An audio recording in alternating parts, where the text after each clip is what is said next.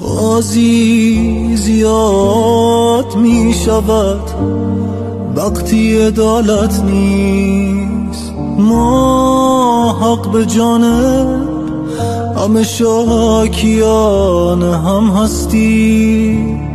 ما چشم می دوزیم به اعدام یکدیگر، غافل از این که روز دیگر متهم هستی.